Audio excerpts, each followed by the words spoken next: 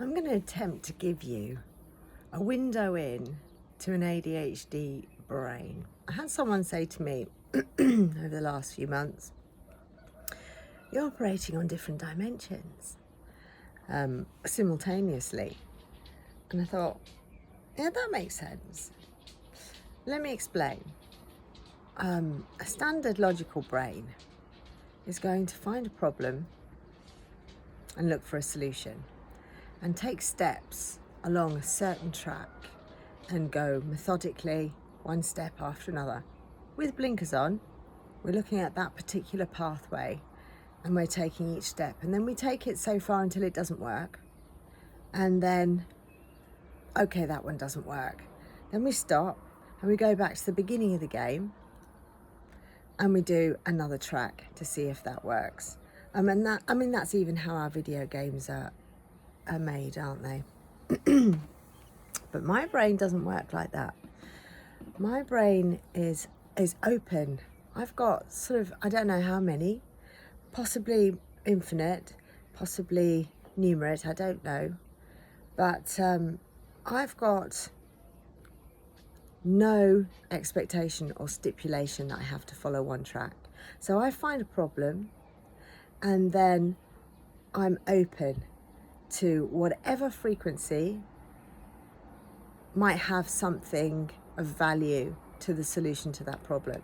So it appears like my brain works really fast, because from a 3D perspective, I must have gone through that linear one, worked out that doesn't work, and then come back and worked out this one. But that's not how it works. What happens is I take one step, and the next step that I take is frequentially a match, or near as damn it, the next one, to the decision I've just made that works in finding the solution to the problem. So I'm going along and I'm going this way, and then suddenly I might go, oh, tangent, off to the left. And to a standard brain, standard logical brain, normal brain, it looks like I've lost the plot. And actually, I work with special needs with children, and oftentimes when dealing with special needs, especially ADHD, we're trying to reroute them back to the old way of dealing with a problem, solution type equation, instead of just letting them roll along the track that they're going down. And what you find if you roll down the track of an ADHD brain, we'll come to a solution really rather quickly when we know that we're not wrong, when we're not being told that, no, what you're doing is wrong.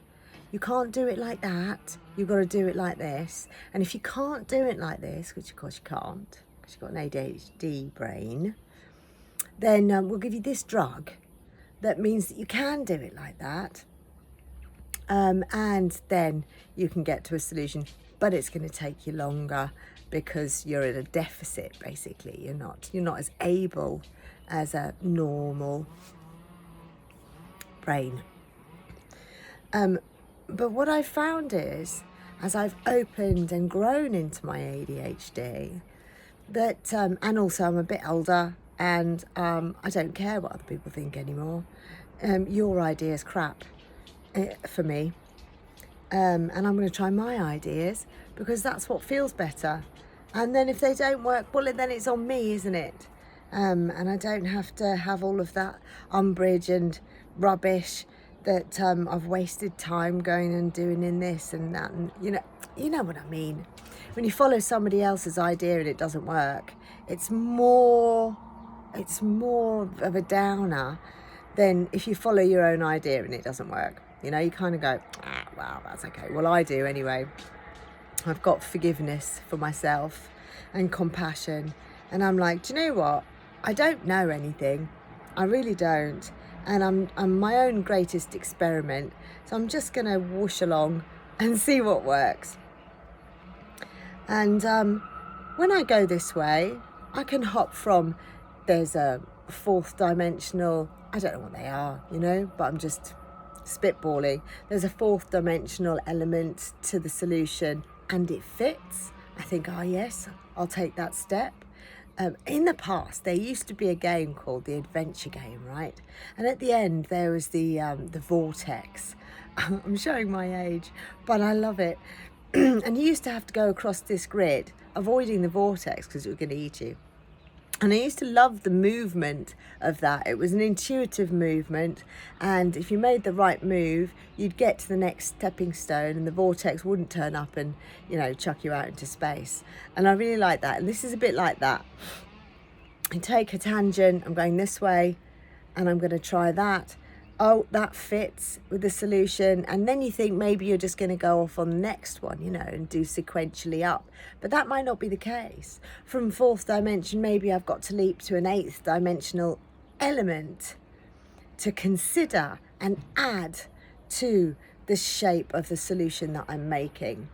And then that works. So I'll have that. And then you might not have to go forward to get the next element. Maybe that little bit of information from the eighth dimension just makes a bridge so that then you can accept a sixth dimensional element to the solution. This is how an ADHD brain works in real time, in experience, you know. I'm going here, I'm going here, I'm going there, I'm going here. And because I've grown my conscious awareness, I'm becoming more aware of what's happening.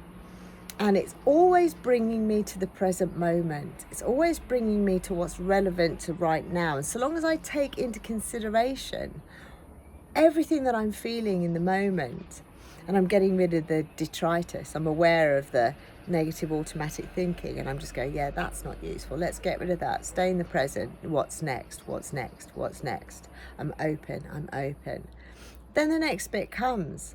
And it seems to others like I'm a phenomenal problem solver because I can just go bam, bam, bam, bam, bam in my brain and come to a solution that maybe other people haven't thought about. And the solution might even seem a bit out there.